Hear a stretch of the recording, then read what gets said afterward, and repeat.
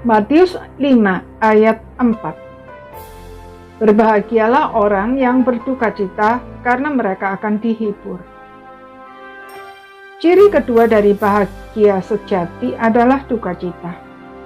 Tetapi bukan berarti semua orang yang berduka cita adalah orang yang berbahagia.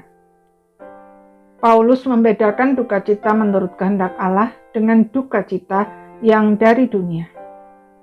Dia berkata, sebab duka cita menurut kehendak Allah menghasilkan pertobatan yang membawa keselamatan dan yang tidak akan disesalkan. Tetapi duka cita yang dari dunia ini menghasilkan kematian. Duka cita yang dari dunia adalah duka cita oleh sebab-sebab yang egois, mengasihani diri, berlarut-larut, dan seringkali dipakai sebagai cara untuk mengendalikan orang lain, terutama orang-orang dekat, supaya terus-menerus memberi perhatian kepadanya. Terkadang bahkan menuntut pengorbanan sampai ke tingkat yang tidak masuk akal. Duka cita yang seperti ini bukan hanya menghancurkan diri sendiri, tetapi juga orang-orang yang ada di sekitar kita.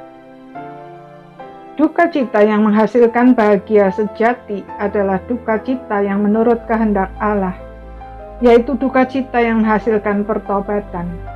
Inilah duka cita yang kudus. Kita tidak mungkin bertobat jika tidak ada kesadaran yang mendalam akan dosa. Jadi, orang yang berbahagia adalah orang yang memiliki kesadaran yang mendalam akan dosa dan berduka cita karenanya, tetapi tidak berhenti sampai di situ saja atau meresponnya dengan mencari pembenaran lalu berusaha mengatasinya dengan kekuatan sendiri, melainkan segera datang kepada Tuhan Yesus, mengakuinya dengan tulus dan jujur untuk mendapat pengampunan, lalu bertobat.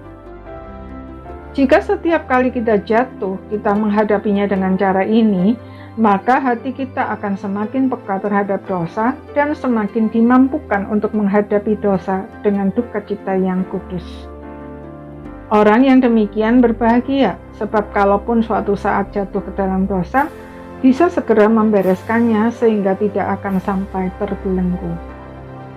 Dengan demikian, ketika kita melihat dosa orang lain, kita juga bisa menghadapinya dengan duka cita yang kudus, bukan dengan penghakiman. Tuhan Yesus berduka cita atas kebebalan orang-orang yang menyalibkannya. Maka dia berdoa, "Ya Bapa, ampunilah mereka, karena mereka tidak tahu apa yang mereka berbuat." Dampaknya, penjahat di sampingnya, kepala pasukan, dan banyak orang di segala tempat dan zaman yang mendengar kisahnya bertobat dan diselamatkan. Demikian juga Yeremia berduka cita atas dosa bangsanya. Hasilnya, walaupun mereka harus dibuang ke Babel, tetapi pembuangan itu membuahkan pertobatan.